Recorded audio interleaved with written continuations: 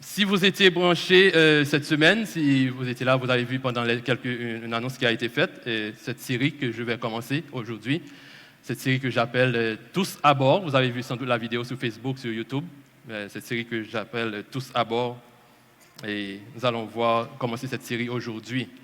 Depuis quelque temps, je puise dans les évangiles pour voir ce que les évangiles nous disent, mais c'est là que nous allons commencer avec le livre de Marc. Tous à bord. C'est quoi ce message? Déjà, je vous dis que j'ai deux objectifs dans cette série, deux objectifs principaux. Je vous l'ai dit. D'abord, je souhaite qu'à la fin de cette série de deux messages, ça c'est pas long, ce sera deux messages, peut-être il y aura d'autres messages qui suivront, mais ce dimanche et dimanche prochain, Dieu vous lance, nous allons aborder Marc 6 et Marc 8. Le premier objectif, c'est de vous permettre de discerner le sens des interventions miraculeuses de Dieu. De vous permettre de discerner le sens des interventions miraculeuses de Dieu. Pourquoi Dieu fait ces miracles? Quels sont les sens vraiment? Le deuxième objectif, c'est de vous permettre de comprendre le but des épreuves dans notre vie. Le but des épreuves dans notre vie. C'est là deux objectifs principaux de cette série que je commence ce matin. Tous à bord. La Bible ne rapporte pas clairement le nombre de miracles que Jésus a opérés, mais de façon spécifique, dans les 4 évangiles, on relate des miracles que Jésus a opérés de façon spécifique. On a relaté 38 miracles. Juste pour dire que des récits, des miracles, des histoires que les auteurs ont voulu mettre en phase pour expliquer ce que Jésus a fait. Mais dans d'autres passages, il est dit que Jésus a guéri tous les malades. On ne savait pas quel en était le nombre, mais il est dit que Jésus a guéri tous les malades. Et des fois, on a dit que Jésus a chassé les esprits impurs. On ne savait pas combien de personnes étaient guéries à ce moment. Il est dit même que des gens venaient pour être guéris et ils sont guéris. On ne sait pas le nombre, on ne connaît pas le nombre. Mais pour les histoires, les récits qui sont rapportés dans la Bible, ils sont au nombre de 38. Et parmi ces récits, il y en a un seul qui est reporté dans les 4 évangiles. Un seul. Un seul des miracles que Matthieu, Marc, Luc et Jean ont rapporté dans leur récit. Ça voudrait dire que ce miracle particulièrement a une intention, a une signification toute particulière. C'est le miracle de la multiplication des pains et des poissons. Pourquoi ce miracle a été reporté dans les 4 évangiles? Qu'est-ce qu'il a de si particulier? Cette première partie de cette série, il y a un sous-titre que j'intitule « Le reste qui nous renforce ». Et nous allons voir cela. Le miracle de la multiplication des pains, c'est un miracle que vous êtes très familier. Je ne vais pas rentrer dans les détails pour vous expliquer, même les petits-enfants ici présents peuvent vous expliquer c'est quoi le miracle de la multiplication des pains. Petit enfant, on a pris 5 pains. Nous allons voir tout ça un petit peu tout au long de ce message. Mais ce serait bien quand même, bien que vous êtes habitués avec ce passage, mais de creuser un petit peu l'environnement où ce miracle a été établi. C'est pourquoi je vous dis encore une fois l'importance de lire la Bible avec un autre regard. Jésus, dans le récit au début de Marc, bien que ce miracle a été opéré dans les 4 évangiles, mais particulièrement Marc rapporte un détail particulier sur ce miracle-là. Jésus va commencer sa plus grande croisade à partir de ce livre de Marc, sa plus grande croisade. Il a déjà fini d'avoir les disciples, les 12 disciples, il a choisi ses 12 disciples, et il va les appeler, les former et les envoyer de partout les régions pour apporter un message d'espoir. C'était super. Et ils ont effectivement reçu ce message. Ils étaient là. Ils ont partagé ce message. Et si vous regardez bien dans le récit qui est fait, et dans Marc, il a dit que Jésus lui-même a pris soin d'enseigner toute une foule.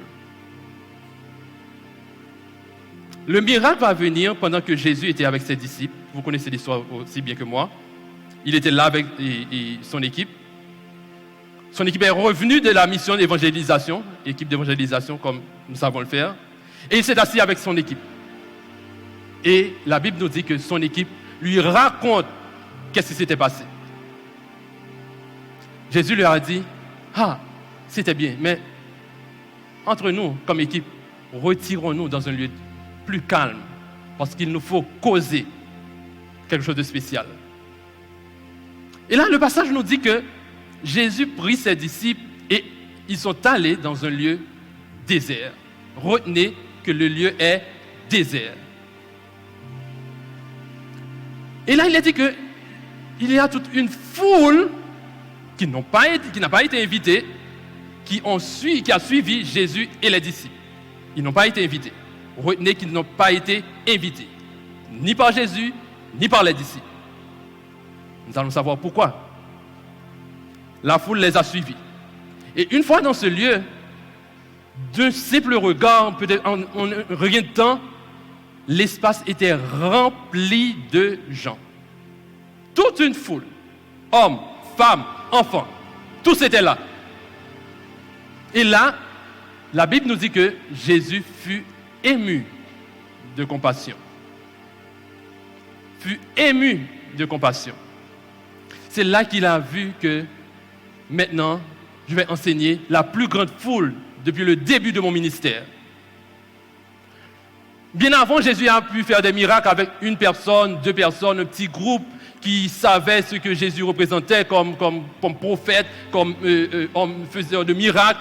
Mais là, il va avoir l'occasion de parler avec toute une foule, plus de 5000 personnes, 5000 hommes, sans compter les femmes et les enfants. Donc il faut dire qu'il y avait à peu près plus de 15 000 personnes dans cet espace-là. Et Jésus a enseigné à cette grande foule. C'est pour moi, là, il y a quelque chose qui paraît bizarre. Je suis très habitué avec la technologie. Je me demande comment Jésus a pu faire pour parler à une si grande foule. Il n'y avait pas de speaker à l'époque comme ça, pour parler à une si grande foule. Comment les personnes qui étaient juste à l'arrière avaient entendu? Pour moi, il y a quelque chose de formidable ici. Parler à une si grande foule, et la Bible nous dit que tout au long, pendant longtemps, ils sont restés là, ils ne se sont pas déplacés. Rappelez que le lieu était désert. Jésus les a enseignés. Il était là, la foule, tout le monde, grand, petit, écoutait ce que Jésus disait. La Bible ne nous a pas dit quel était le contenu de ce message, mais il a dit que Jésus enseignait la foule. Pendant longtemps, sans doute ça a duré des heures, parce que vous allez comprendre que les disciples vont venir auprès de Jésus pour lui dire « Hey, maître, il y a quelque chose qui ne va pas. » Jésus dit quoi? Qu'est-ce qui ne va pas? « Hey, Seigneur, nous sommes là depuis...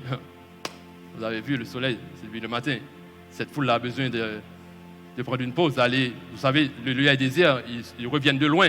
Ce serait mieux de les libérer afin qu'ils aillent trouver quelque chose à manger. » C'est compréhensible. C'est peut-être pareil pour nous ce matin. Si mon message dure à peu près 2 heures de temps, sans doute j'allais trouver que les chaises ici à rester avec moi. Sans doute. Ah oui. À passer 30-40 minutes de message, sans doute j'aurais que les chaises ici à rester avec moi ici. On peut comprendre cela. Mais voilà que Jésus avait plus de 5 heures, 4 heures de message et la foule était restée là sans se plaindre.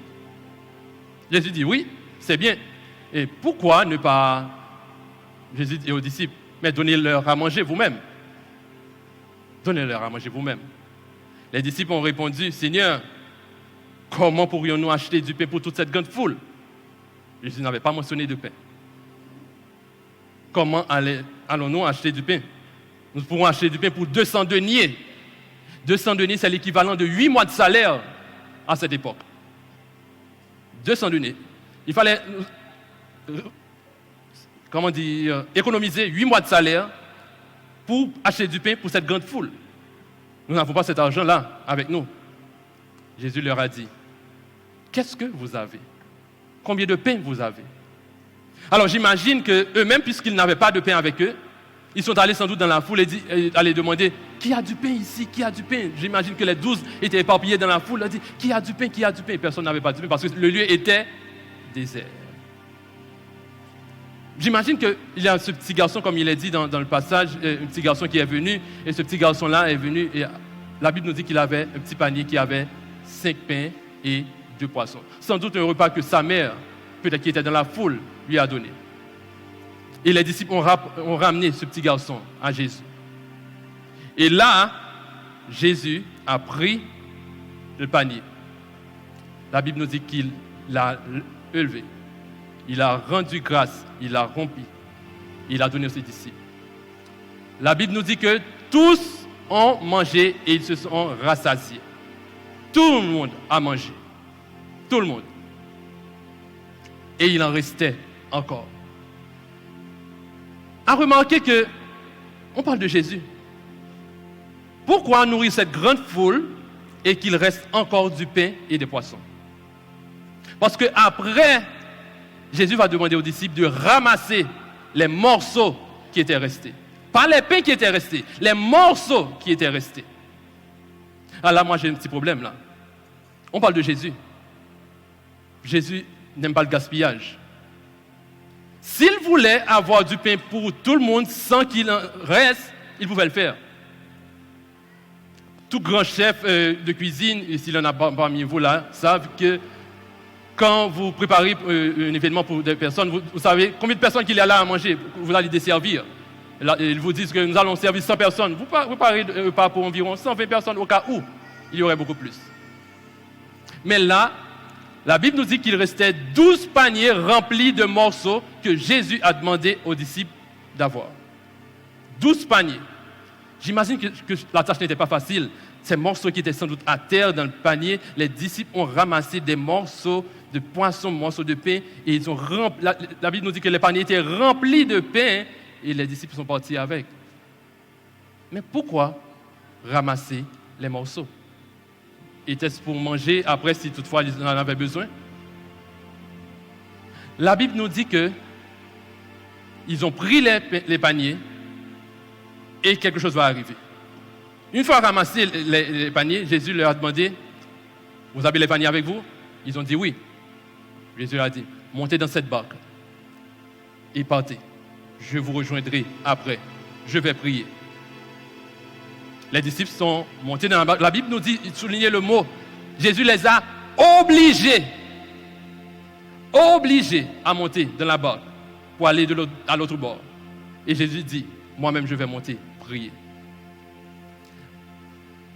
Vous allez voir qu'à la fin, au verset 52, il est dit, ils n'avaient pas compris le miracle des pains et des poissons. Lisons ensemble à partir du verset 46. Tout le récit que je vous ai dit, c'est avant verset 46, au verset 45. Maintenant, regardons à partir du verset 46, qu'est-ce qu'il est dit. Marc 6. Jésus eut envoyé, il s'en alla sur la montagne pour prier. Le soir étant venu, la barque était au milieu de la mer et Jésus était seul à terre. Jésus vit qu'ils avaient beaucoup de peine à ramer car le vent était contraire. À la 4e veille de la nuit environ, il alla vers eux, marchant sur la mer, et il voulait les dépasser. Quand ils le virent marcher sur la mer, ils crurent que c'était un fantôme, et ils poussèrent des cris, car ils le voyaient tous, et il était troublé. Aussitôt Jésus leur parla et leur dit, « Rassurez-vous, c'est moi. N'ayez pas peur. » Puis, il monta vers eux dans la barque et le vent cessa.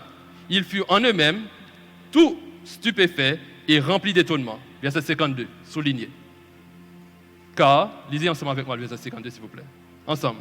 Car, ils n'avaient pas compris le miracle des pains. Parce que pourquoi?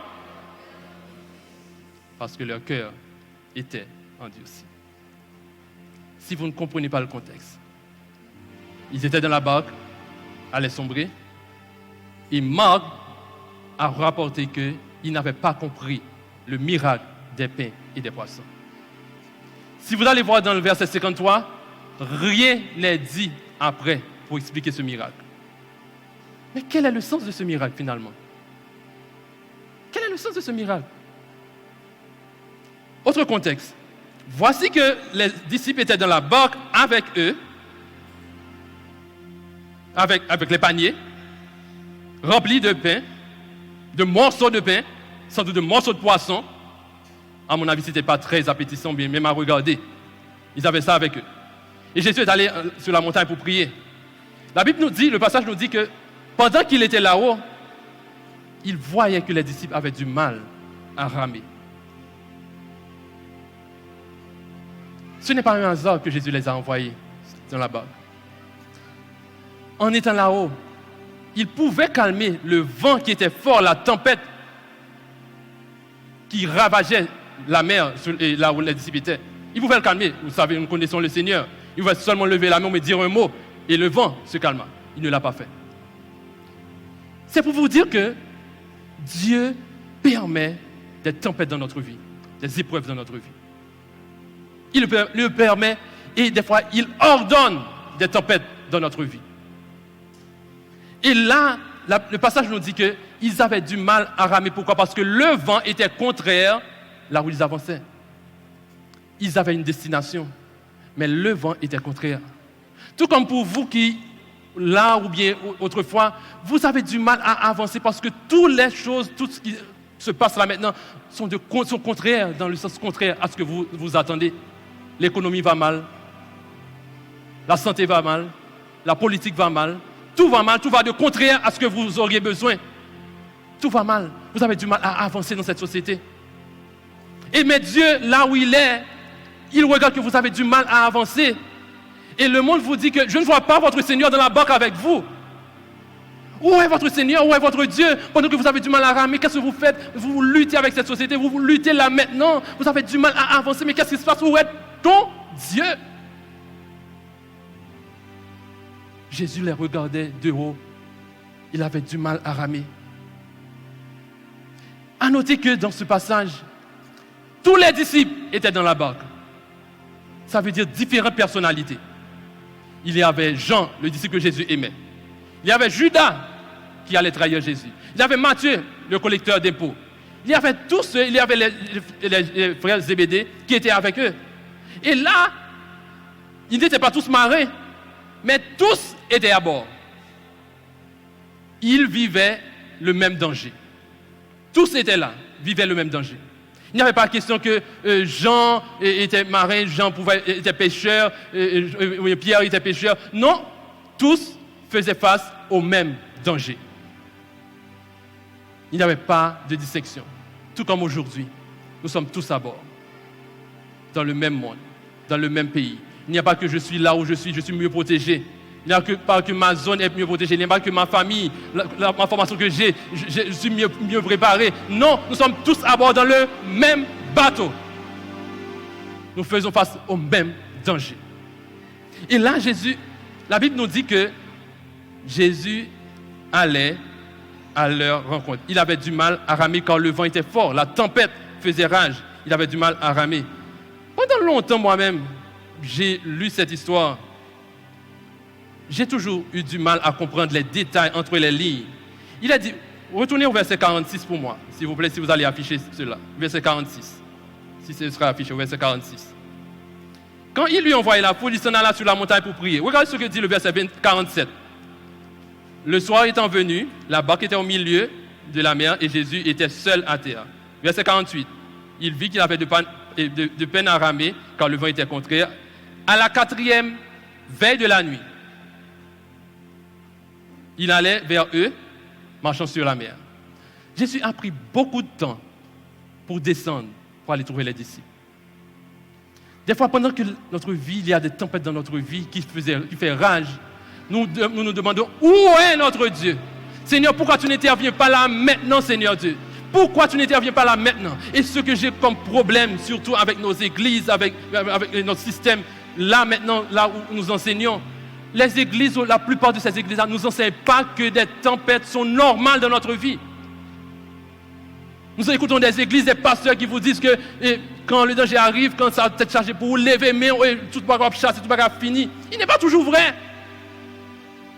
Il dit pour lever, c'est pour prier, mettre sous genou, tout le bagage fini. Il n'est pas toujours vrai. Des fois, Dieu ordonne la tempête de rester dans ta vie. Il prend son temps pour arriver vers toi, car il a quelque chose, il te met à un test, il te fait subir un test pour quelque chose. Il permet. Jésus marchait. Il pouvait voler, il pouvait disparaître, il pouvait apparaître sur les disciples comme ça, mais il m'a dit que Jésus a dit qu'il marchait vers eux pour aller les secourir. Je me demande pourquoi Dieu permet les tempêtes dans notre vie. Pourquoi Dieu les permet? Dieu permet ces tempêtes pour nous rendre plus forts. Pour nous rendre plus forts. Et vous allez comprendre que les disciples allaient faire face avec trois éléments. Trois éléments qui allaient les mettre en danger. La nuit, quand il était ténébreux, au milieu de la nuit, il y avait la tempête et la distance. Ces trois éléments menaçaient les disciples. Il faisait noir, 3 heures du matin, sur la mer, vent, vague. J'imagine pas la situation, mais la première place. Pendant ce moment-là, en pleine mer, vent, vague, 3 heures du matin, et là, il faisait nuit, les ténèbres. Et non seulement là, il y avait cette tempête, il y avait la distance. Quelle distance? Que ce soit la distance par rapport à la côte, là où ils allaient, ou que la distance par rapport à Jésus, là où il était. Là, des deux côtés, nous avons besoin de secours. D'où viendra le secours? La distance était très considérable. Et pourquoi ils étaient si effrayés? La Bible nous dit que Jésus avançait vers eux et ils criaient, ils pensaient que Jésus était quoi? Un fantôme. Deux choses. Les disciples vont faire face à deux dangers particuliers. La tempête, ils sont prêts à sombrer. Maintenant, ils voient quelque chose qu'ils croient qu'être un fantôme. Dans nos difficultés, nous avons du mal à reconnaître l'arrivée, la présence de Jésus, de Dieu dans notre vie. Nous ne comprenons pas toujours que c'est Dieu qui vient nous. Cette forme-là, cette forme qui avance vers nous, pour nous, c'est comme nous sommes tellement persécutés souvent, très souvent nous sommes tellement persécutés, nous prenons toute aide pour une menace. Nous sommes tellement persécutés, lorsque quelqu'un veut nous aider, nous pensons que c'est une menace. Et les disciples avaient quelque chose en tête. Pourquoi ils pensaient que c'était un fantôme? Un détail. Ils étaient sur la mer de Génézareth. Vous savez qui est cette mer-là? La mer de Génézareth. C'était cette même mer que la mer de Génézareth. Vous vous rappelez que les porcs, les esprits impurs qui étaient rentrés dans les porcs, Jésus permettait que les esprits impurs étaient rentrés dans les porcs, et ces porcs-là, la Bible nous dit qu'ils étaient jetés dans la mer. Imaginez que les disciples savaient bien que les esprits impurs étaient dans la mer. Cette mer-là, là où ils s'étaient ravagés. Pour moi, c'est zombies qui viennent prendre nous, là, qu'on est là. Nous avons une tempête qui menace nous, nous avons des zombies qui viennent prendre nous. Leur mentalité faisait défaut. Leur mentalité faisait défaut. Car la Bible nous dit que les épreuves, Dieu veut que nous ayons quelque chose en tête. Regardez avec moi en Philippiens, s'il vous plaît. Vous allez lire Philippiens avec moi. Philippiens 4. Vous allez lire 4 versets en Philippiens avec moi. Il a dit, au reste, frères, que vous connaissez très bien, que tout ce qui est vrai, tout ce qui est honorable, tout ce qui est juste, tout ce qui est pur, tout ce qui est aimable, tout ce qui mérite l'approbation, ce qui est vertueux, ce qui est digne de louange, soit quoi? Même quand ce n'est pas dans votre entourage, mais ça doit être dans votre tête. Quand tout ceci n'est pas dans votre entourage, mais ça doit être dans votre tête, soit l'objet de vos pensées. Verset 9. Ce que vous avez appris, reçu, entendu de moi, et ce que vous avez vu en moi, qu'est-ce que je dois faire? Pratiquez-le. Et le Dieu de paix sera avec vous. Quand est-ce que le Dieu de paix sera avec moi? Quand je le pratique. Pas quand j'ai appris quelque chose seulement, pas quand j'ai entendu, pas quand j'ai vu quelque chose, mais les m'a fait ça, bon Dieu, mandé à ça, le Dieu de paix sera avec moi. Dans nos épreuves, très souvent, nous nous demandons pourquoi Dieu n'intervient pas. Il attend que cette dernière partie, pratiquez-le. Vous ne le faites pas. Pratiquez-le. Et encore, l'apôtre Paul continue en verset 12 pour dire, je sais vivre dans l'humiliation, je sais vivre dans l'abondance. En tout et partout, j'ai quoi? Appris, souligné, appris à être rassasié et à avoir faim et à être dans l'abondance. et à être dans la disette. Verset 13 que nous aimons beaucoup. Je puis tout par qui me fortifie. Très souvent, nous prenons cette dernière partie, je puis tout par quand ça va bien. Je puis tout, je peux vaincre. Je puis tout quand je peux avancer. Je puis tout, je peux vaincre. Mais regardez le verset 12. Je puis tout, je peux dans l'humiliation aussi. Je puis tout quand ça ne va pas aussi. Je dois vivre quand ça ne va pas aussi. Je puis tout quand il y a la maladie aussi. Je puis tout aussi quand tout va mal et que je ne peux rien faire. Je peux rester dans l'humiliation quand c'est Dieu qui me fortifie. Je peux vivre dans la tempête quand c'est Dieu qui me fortifie. Je peux vivre quand tout l'entourage est contre moi quand c'est Dieu qui me fortifie. Ce n'est pas toujours dans le succès que Dieu vous fortifie. Quand ça va mal, Dieu vous fortifie. Et là, les disciples étaient à bord. Ils ne savaient pas quoi penser. Jésus avançait vers eux. Ils pensaient que c'était un fantôme. Et ce qui est drôle, ils n'ont pas remarqué l'allure de Jésus. Ils n'ont pas remarqué le vêtement de Jésus. Ils n'ont pas remarqué sa démarche. Mais ils ont reconnu quoi? Sa voix. Quand Jésus leur dit, rassurez-vous, c'est moi. C'est moi. Là, la Bible nous dit qu'ils ont reconnu que c'était Jésus. Jésus nous dit que mes brebis connaissent ma voix. Pendant que tout va mal, vous ne voyez pas le Seigneur, mais sa voix qui est dans la Bible, sa voix qui résonne dans votre oreille, vous devez savoir que c'est Jésus qui vous parle. Mais lorsque vous avez cette relation intime avec lui, vous connaissez sa voix. Des fois, ma fille ou mon fils, ma femme, quels soient ceux qui vivent avec moi, de loin, dans une tape, dans un audio, quand ils parlent, je sais que c'est Carlton qui parle, c'est Lynn qui parle, c'est Alexandra qui parle. Parce que je connais leur voix. Est-ce que vous discernez la voix du Seigneur dans la tempête, dans ce qui se passe là maintenant dans votre vie? Il faut voir, il faut connaître que c'est lui qui vous parle. Et là, vous allez voir que, vous connaissez très bien l'histoire, que Marc n'a pas parlé de Pierre. J'ai toujours compris que Jésus, c'est l'histoire, quand vous lisez la Bible, c'est vraiment, vraiment, vraiment drôle. J'ai toujours compris qu'on raconte cette histoire-là, que Jésus allait sauver les disciples dans la barque. N'est-ce pas? C'est parce qu'on raconte dans les messages très souvent que Jésus venait pour sauver les disciples dans la barque. Qu'est-ce qu'on raconte? Très souvent, les prédicateurs le disent aussi. Notez, ce n'est pas du tout ça. Ce n'est pas ça du tout. Jésus ne venait pas pour sauver les disciples dans la barque. Je vais vous montrer pourquoi. Regardez au verset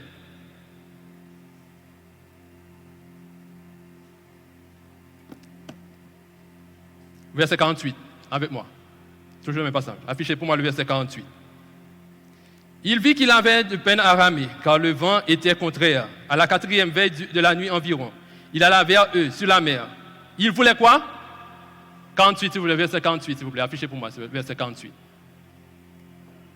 Pour que toute l'assemblée puisse. Ok, je reprends pour vous. Il vit qu'ils avaient beaucoup de peine à ramer, car le vent leur était contraire. À la 4e veille de la nuit environ, il alla vers eux, marchant sur la mer, et il voulait quoi? Jésus voulait les dépasser. Jésus ne voulait pas rentrer dans la barque. J'étais passé là-bas, dans le bateau. Hey, monsieur, ouais, là, salut, ça va? Il va dépasser le côté de braler. Il voulait les dépasser. Il ne voulait pas entrer dans la barque avec eux. Mais la Bible nous dit qu'ils ont crié. Ouah, le fantôme! Ah! Jésus a entendu leur cri. Et là, il a décidé de venir à eux. Il allait vers eux. Maintenant, il a décidé d'entrer dans la barque. Jésus voulait aller au l'autre bord, les laisser. Parce qu'il les avait dit, allez, je vous rejoindrai de l'autre bord. C'est ce que Jésus leur avait dit. La Bible nous dit que Jésus les obligea à passer de l'autre bord. Jésus ne voulait pas entrer dans la barque. Et j'ai toujours mal compris ce passage. Vous savez que Marc n'a pas mentionné Pierre, n'est-ce pas? Vous savez la partie de l'histoire, vous connaissez bien que moi. Hein? Là où Pierre a dit, Seigneur, si c'est toi, Seigneur. Quand Jésus a dit, rassurez-vous que c'est moi, n'ayez pas peur. Qu'est-ce que Pierre avait dit? Seigneur, si c'est toi, permets que je vienne vers toi. J'ai toujours compris que Pierre était fort et que Pierre était si courageux qu'il voulait descendre dans la mer pour aller trouver Jésus. Et on allait applaudir Pierre. Mais c'est faux. C'est faux. C'est faux. Pierre voulait laisser la barque parce que c'était là le danger. Pierre voulait laisser là-bas parce que c'était là le danger. Très souvent, nous voulons laisser là où l'environnement, le danger est, l'épreuve est, pour aller trouver Jésus, parce que nous pensons que c'est là qu'il allait nous sauver. Alors que le Seigneur veut que tu restes dans la barque pendant la tempête, car il a un test à te faire passer. Pierre s'est sorti de la barque pour aller trouver Jésus, et le passage, très souvent, comme on le dit, qu'il vient, il commence à marcher sur la mer, et là, il a regardé la tempête, il commence à sombrer, à rentrer dans la mer. Et souvent nous disons que c'est Pierre par manque de foi, Pierre avait manque de foi. Non, ce n'était pas manque de foi. Parce que la place de Pierre n'était pas dans la mer, marcher sur la mer, c'était de rester dans la barque. C'était de rester dans la barque. Jésus leur a demandé de rester dans cette barque parce que j'ai un test pour vous. Vous pouvez faire face à la tempête. Ils n'ont rien compris. Et là, Pierre commence à sombrer. Marc n'a pas fait mention de Pierre parce qu'il n'avait rien à applaudir dans l'action de Pierre. Marc n'a pas mentionné Pierre. Marc a dit que Jésus est monté dans la barque. Il a dit que et le vent cessa. Ce n'était pas une tempête. Ce n'était pas une tempête. Vous vous rappelez quand Jésus dormait dans la barque, il y avait la tempête? Quand c'était la menace, qu'est-ce qu'il avait fait? Il a dit qu'il est arrivé, il a calmé le vent et la mer. Là, il a vu une menace devant tous les disciples. Là, Jésus n'a rien dit, n'a rien fait. Une fois monté dans la barque, le vent, c'est ça. Pour vous dire que ce n'était pas une menace vraiment. C'était un test. C'était un test. Le passage nous dit que une fois entrés dans la barque, les disciples étaient tous stupéfaits et étonnés. Est-ce que vous avez lu au verset 51, si vous voulez afficher le verset 51 pour moi? Puis il monta vers eux dans la barque et le vent cessa. Ils furent en eux-mêmes tous stupéfaits et remplis d'étonnement. Regardez dans les 4 évangiles si Jésus leur a reproché quelque chose. Non. Jésus n'a rien dit. Il n'a reproché, oh, pourquoi vous avez eu peur de la tempête, oh, pourquoi vous avez... Jésus n'a rien dit. Il est monté dans la barque, il n'a rien dit. Il a dit que le vent, c'est ça. Par contre, Marc a souligné quelque chose, verset 52, pour dire, car ils n'avaient pas compris le miracle des pains. Parce que, pourquoi? Leur cœur était endurci. Quelle est la relation entre les pains et la tempête?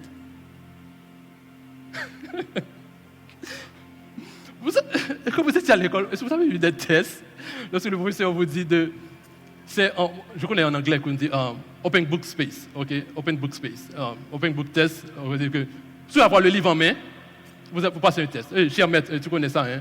On peut avoir le livre en main et tu passes le test, ok? Pour te dire que la réponse qu'on te pose est dans le livre, mais il te faut chercher. Le professeur n'a aucun problème que tu aies le livre ouvert devant toi parce que la réponse est dans le livre. C'était pareil pour les disciples. La réponse à la tempête était dans la barque. C'était les morceaux de pain. C'était les morceaux de pain. Si tu considères ce que je viens de faire, à nourrir toute une foule, avec si peu, pourquoi tu as peur d'une tempête? Si tu considères que là où je t'ai pris, quand tu me sortis avec, ou pour ça, ces petits bagages sont peur. La réponse était là avec eux dans la barque. Ils n'ont rien saisi. Pendant qu'ils criaient aux fantômes, aux tempêtes, Jésus s'attendait à ce qu'ils regardent les paniers. S'il peut faire ça, il m'a dit de rester dans la barque, alors je n'ai pas peur de la tempête. Je vais arriver à bord. Je vais arriver à mon port. Quels sont les morceaux de pain dans ta vie? Vous pourriez dire que vous n'avez pas un pain en entier. Alors si vous regardez, il y a des petits morceaux de pain dans votre vie qui sont quoi? Peut-être c'est la petite ressource que vous avez de façon financière. Vous avez peut-être, vous ne jouissez pas d'une bonne santé. Ce sont des petits morceaux de pain. Vous n'avez pas de grandes ressources. Vous ne pouvez pas sortir pour aller très loin. Vous avez peur, vous ne pouvez pas d'un bon environnement. Ça ne va pas trop bien. Ce sont des petits morceaux de pain dans ta vie. Dieu te demande de considérer ces petits morceaux de pain dans ta vie, de les mettre dans ta barque. Mettez les petits morceaux de pain dans ta barque. Parce que quand ça va faire rage, comme dit la chanson, compte les bienfaits de Dieu. Compte les bienfaits de Dieu dans ta vie. Quand il n'a pas cette tempête que tu vois là, ce n'est pas une vraie tempête, c'est le test de l'épreuve. Et les disciples ont raté ce test. Le fait que Jésus soit dans la barque avec eux, ce n'est pas la réussite du test. Ils ont échoué dans ce test. Quand Jésus voulait qu'il regarde au morceau de pain et de poisson que le monde ne considère pas, que le monde dit, oh, si l'argent sort bien sous compte, on va pas faire rien, pour que ça ne va pas avoir un visa, pour que ça ne va pas ceci là, si sort bien, pas servir rien, si ressources pas bien rien, mais ce sont des petits morceaux de pain que Dieu m'a donné, qui sont dans ma barque. Quand s'il peut faire ça, pour 5 000, pour 15 000 personnes, qui ça le fait pour moi-même? Ces petits morceaux de pain n'étaient pas là pour manger, mais pour que je considère ce qu'il peut faire pour moi. Et regardez vraiment ce que le Seigneur va les dire. Vous savez que nos épreuves visent non à nous faire, ils visent à nous faire considérer la grandeur de Dieu. Nos épreuves visent à nous faire considérer combien Dieu est grand dans notre vie. Quels sont les morceaux de pain que tu as dans ta vie maintenant là? Quels sont ces morceaux de pain que tu as dans ta vie? Peut-être, ils sont peut-être pas si visibles pour le monde. Mais Dieu met des détails insignifiants dans ta vie pour te montrer sa grandeur. Ce n'est pas besoin de faire un miracle. Le miracle n'était pas dans la quantité de pain qui a été distribuée. Le miracle n'était pas vraiment dans la quantité de personnes qui a mangé. Mais le vrai sens du miracle, le focus qui a été mis sur ce qui reste. C'est le reste qui nous renforce. Ce qui reste. Ce n'est pas la quantité de gens qui ont mangé. Tous ont mangé. Tous bénéficient de la bénédiction de Dieu. Tous étaient là. Bénéficient de la bénédiction de Dieu. Mais le reste était important. Ce qui restait, ce qui était dans la barque, est important. Je vais vous aider, vous permettre de finir ce message avec moi en considérant ceci. Vous savez, quand les chers maîtres de la loi, mesdames et les légalistes, quand ils rédigent leur paraphe, ou je ne sais pas, leurs notes, leurs actes, ils aiment mettre les considérants. Moi, je mets des considérants moi-même. Je ne suis pas légaliste, mais je mets les considérants aussi. Considérant d'où il est sorti avec moi, considérant où il m'a mis, alors je n'ai pas à craindre où il me conduit. Vous voulez dire ça avec moi, ensemble? Considérant d'où il est sorti avec moi, considérant où il m'a mis, alors je n'ai pas à craindre où il me conduit. Et en bon créole, je dois mettre en bon créole pour côté le sortir avec moi, pour côté le mettre, je ne vais pas pour me craindre côté la menem. Pas pour craindre côté la menem. Si tu sortis côté Sam, surtout là. Si pendant que côté me sentais pas bon, pendant tout le monde a regardé ces petits morceaux de pain, monde a critiqué petits morceaux de pain dans la vie moi, petits morceaux de pain, c'est petit sort gagné, si reste ça joindre, c'est petit reste ça me joindre, pas tout le monde a critiqué, marqué pour me peur parce que c'est lui qui te fait pain, c'est lui qui mettait dans le bac moi. Mais c'est son petit reste, mais c'est lui qui te fait pain. Marqué pour me craindre.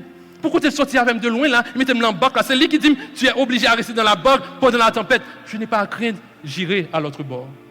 Quand c'est lui qui me conduit. Qui conduit ta barque maintenant? Tu as du mal à ramer pour arriver à l'autre bord? Tu as du mal à ramer? Tu as du mal à ramer? Oui, nous avons tous du mal à ramer. Nous avons tous du mal à vivre dans cette société. Mais fais attention, ça peut être un test dans ta vie. Regardons les petits morceaux de pain de notre vie. Et ces petits morceaux de pain glorifient Dieu. Dieu veut, est-ce que tu le vois comme un fantôme qui avance vers toi? Est-ce que tu remarques qu'il est comme, tu ne comprends pas celui qui avance vers toi, ce qu'il te montre? Si tu ne le connais pas comme ton sauveur personnel, ce matin, il te dit que je ne suis pas un fantôme. Je suis celui qui est venu vers toi pour te sauver. Il n'est pas un fantôme. Combien de pain as-tu dans ta barque? 1, 2, 3, 4 morceaux. Combien de petits poissons, morceaux de poissons? Considérez-les, car ils révèlent la grandeur de Dieu. Que Dieu vous bénisse. Amen.